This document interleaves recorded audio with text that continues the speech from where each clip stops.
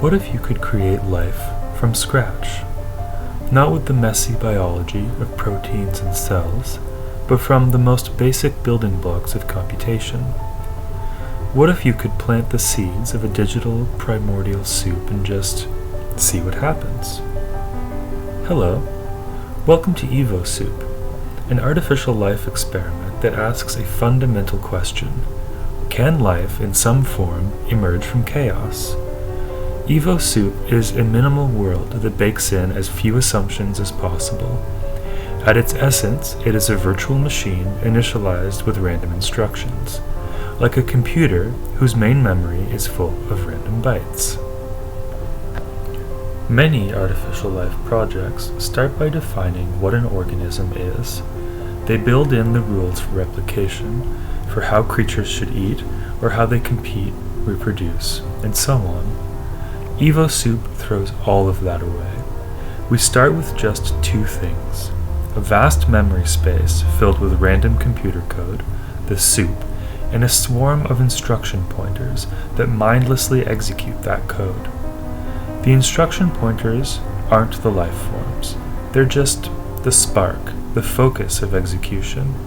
The real question is, what will the code itself evolve into? What kinds of patterns will emerge?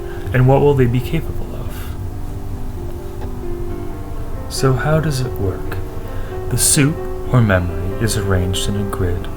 Every cell represents one byte and contains one simple instruction, chosen from a small set. Here, you see each cell color-coded by its instruction type. These are like the DNA of our world.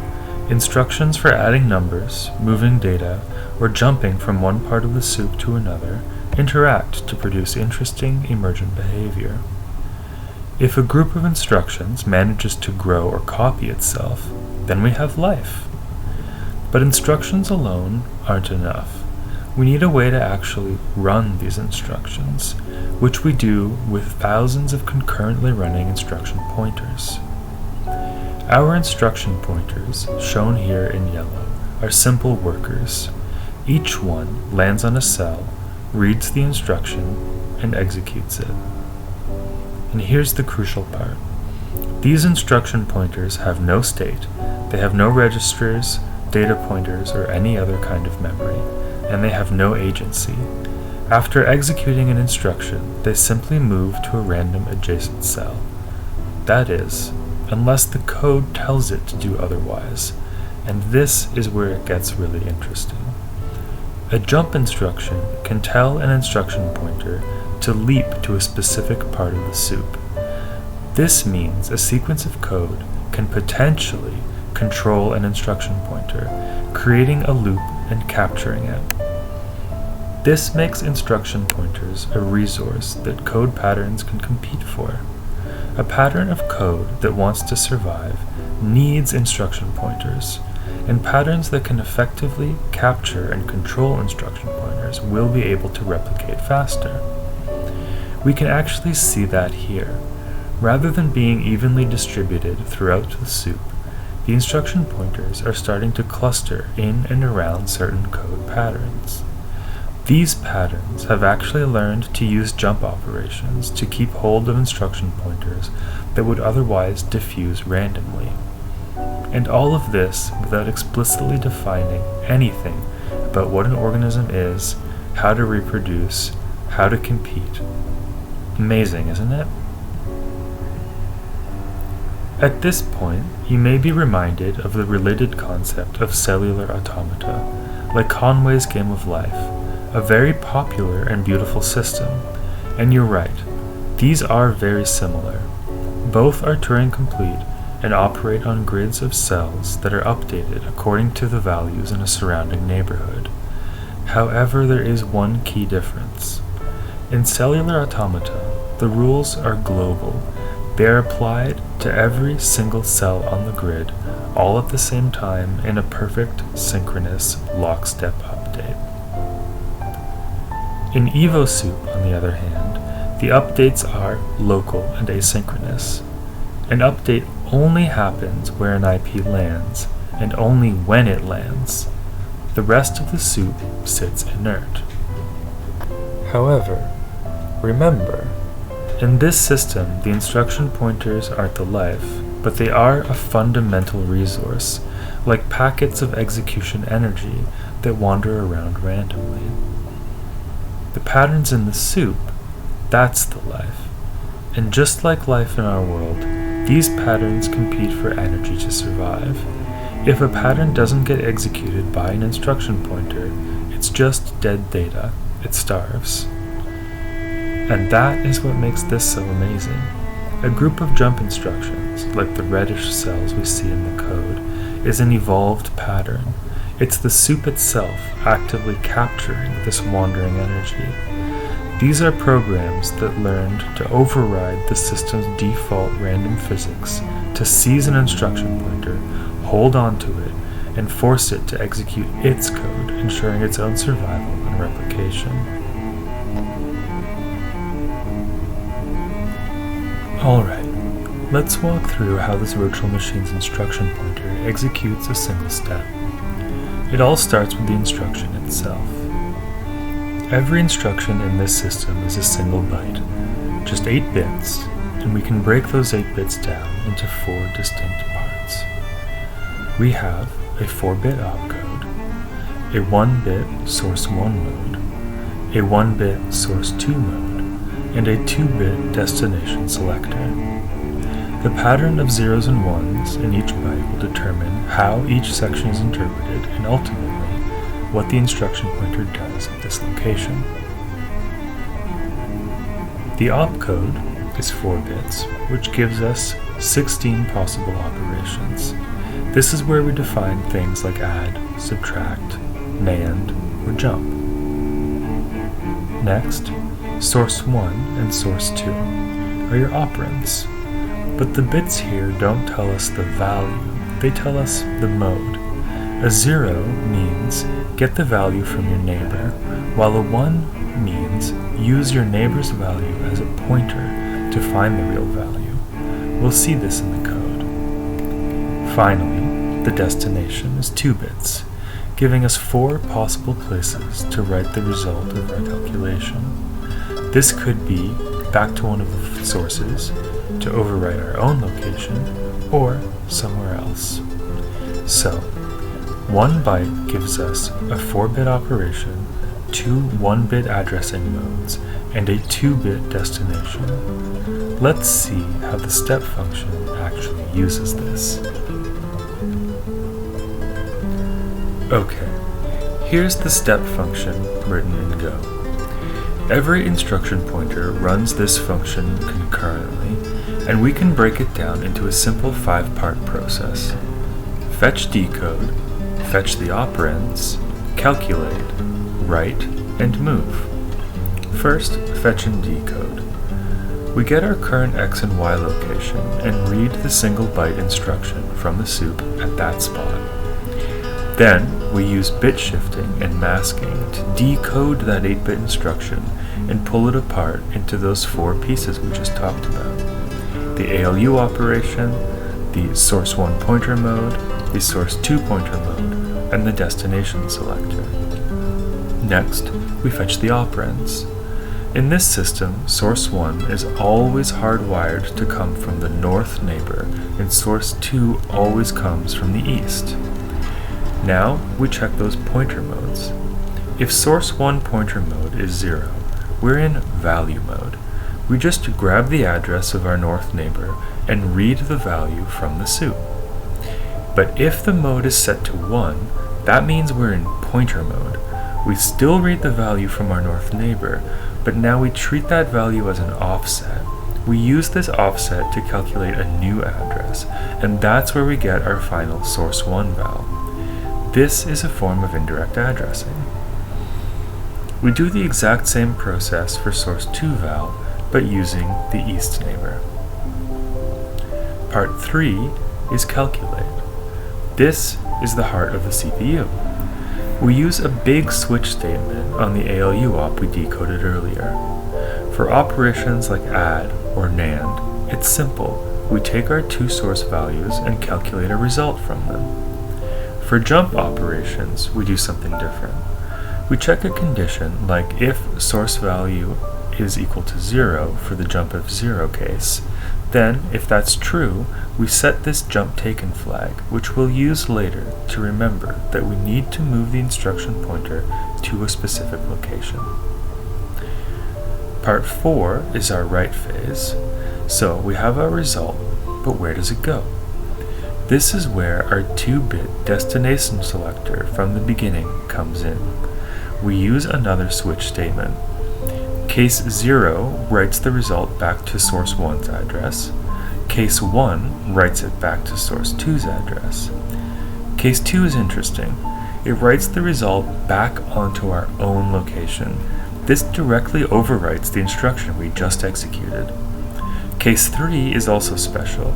It uses the source 2 value as an offset to calculate a new destination address to write to.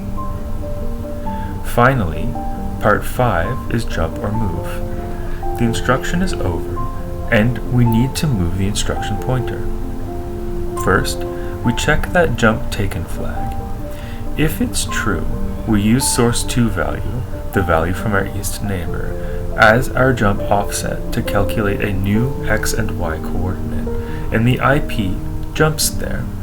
This is how the program flows, and how code is able to capture the movement of the instruction pointers. Then, we just move one step in a random direction, north, east, south, or west. This gives the IPs that wandering behavior, and prevents them from getting stuck in any infinite loops. And that's one full step.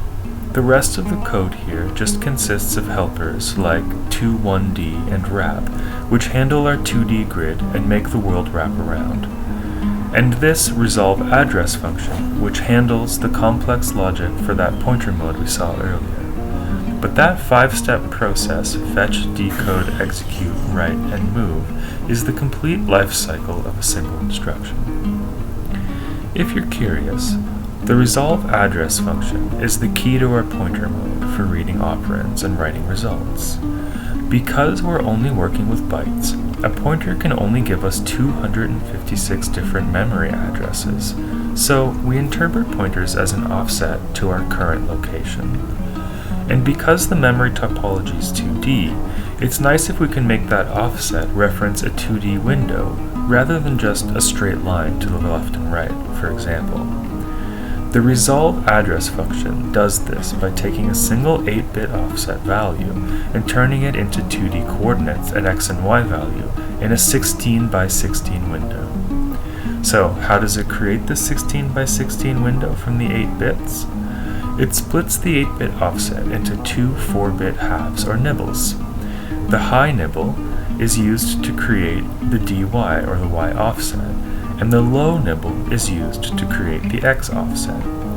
By interpreting each as a signed 4-bit number ranging from -7 to +8, and adding them to the IP's current location, we have just defined a 16 by 16 window that's more or less centered on the IP's current location. And that's it. By leveraging Go's amazing built-in concurrency, we can run thousands or even hundreds of thousands of instruction pointers in the soup in parallel, giving our simple little world a chaotic source of computational energy for patterns to latch onto. The code for Evosoup is available on GitHub, link in the description, so if you'd like to play around with it and try modifying the step function by changing the available operations, altering the control flow, or anything else you'd like, please let me know what you discover. Even small changes can have a large effect on how the world evolves. And on that note, the keen-eyed among you may have noticed a small bug, or feature, depending on your perspective, in how the result is written to the soup. I'll give you a second to pause here in case you'd like to try and find it for yourself. Do you see it? A result is always written to the soup unconditionally for all instructions, including no-ops and jumps. This makes no-ops and jumps effectively self-copiers. They always write themselves somewhere. and this explains why groups of jumps and no-ops are so successful. And some of you may take this to mean that this is more a simulation of a crystallization process than it is of life. And that's a valid perspective. Still, I think that the behavior is quite interesting, and it's neat to see how different patterns of growth compete and which patterns win out in the end. If we remove this feature of self-writing instructions, the behavior of the soup is much more boring. It settles into this steady state of random-looking activity. And yet, I think this is a really informative result, because in all of the variations I tried, and I tried many, many variations, we always needed two things to get anything in the soup to grow. One, a way to prevent tight, pathological infinite loops that trap instruction pointers in useless behavior. And two, at least one instruction that can reliably copy itself, either directly or through some mechanism like a register or a data pointer that reliably points to a persistent value or location. Maybe, if we let this simulation run long enough, or had a big enough implementation, it would eventually result in a replicator appearing, but that might be completely impractical. And this feature of needing to seed our simulation with some kind of advantage towards replication is something that Evosoup shares with similar projects.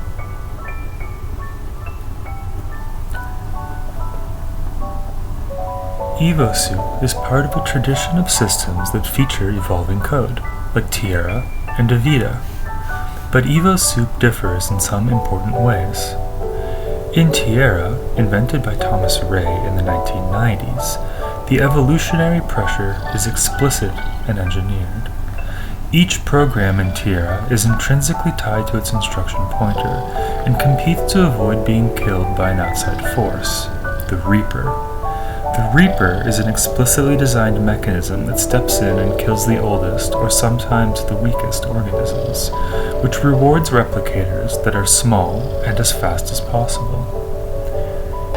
Avida, a later and more complex platform, also uses an explicit pressure, but its resource is CPU time. Avida organisms are sandboxed from each other and compete for the right to execute by performing logical tasks. The more complex logical tasks an organism successfully performs, the more CPU time it is rewarded with. This directly selects for complexity and computational ability, resulting in a reward system that is baked into the platform's rules. Evosoup lacks these explicit engineered features. There is no Reaper to kill old code, and the patterns don't earn execution time by completing predefined tasks. The evolutionary pressure in Evosoup is implicit. It's a resource problem born directly from the system's physics. Our resource is the instruction pointer itself. The pressure is the IP's random diffusion. A pattern is under constant, asynchronous threat of being ignored or overwritten.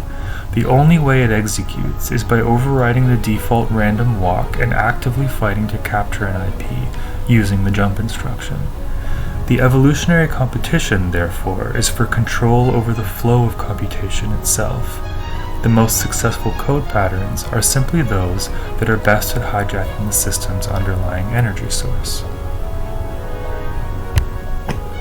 The closest cousin to Evosoup is this work done recently by a group of researchers at Google's Paradigms of Intelligence team and the University of Chicago.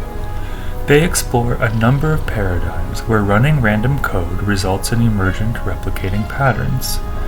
Of particular note is their model using a Z80 CPU emulator on a 2D grid. Their Z80 model is incredibly similar to Evosoup in its core physics: a memory grid, an instruction pointer that moves around on it. However, there are still some key differences. In their Z80 models, they operate on a discrete stop and start schedule and on predefined subgrids or cells of 4x4 bytes. A central scheduler manually selects neighboring cells, allows the IPs there to run for a fixed number of 256 steps, and then moves on to a different part of the soup. Execution is not concurrent in the way Evosoup is. Evosoup, by contrast, runs with total concurrency and continuity. Every IP in the soup is running, interpreting, and moving at the same time, limited only by the speed of the underlying hardware. There is no central scheduler pausing the world, pulling out strings, or defining fixed life cycles. This continuous, parallel chaos creates the intense, immediate evolutionary pressure. So, we've seen how the code evolves, how patterns fight for execution energy, the instruction pointers, but there's one final piece of physics that we haven't covered: the cosmic rays. The cosmic rays are a separate Go routine running concurrently with everything else. All it does is randomly visit cells in the soup and flip a bit. This provides a source of mutation. We have a slider that controls the chance that a bit actually gets flipped on each visit. Adjusting this slider changes the evolutionary pressure, and therefore what strategies are successful. For example, setting it fairly high drives this interesting wavefront behavior.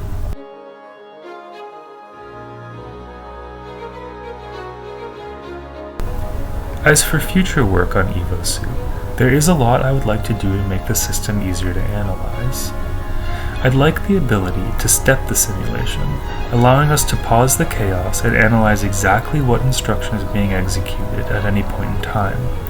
This is critical for debugging and understanding specific evolutionary strategies. Second, I'd like to add new visualization tools and metrics. Right now, it's fun to watch the messy process of patterns growing and competing, but it would be nice to have a more scientific measure of the specific behaviors. Given the chaotic and organic nature of the soup, I might need to borrow some techniques from biology or physics to really get some concrete measure of what's going on in there. Okay, thank you so much for watching. This project has been a lot of fun, and I'm so happy to get to share it. I'm always open to suggestions and ideas, so please comment with any thoughts you may have. If you want to dive into the code yourself and play around with it, again, you can find the link to the GitHub repository in the description.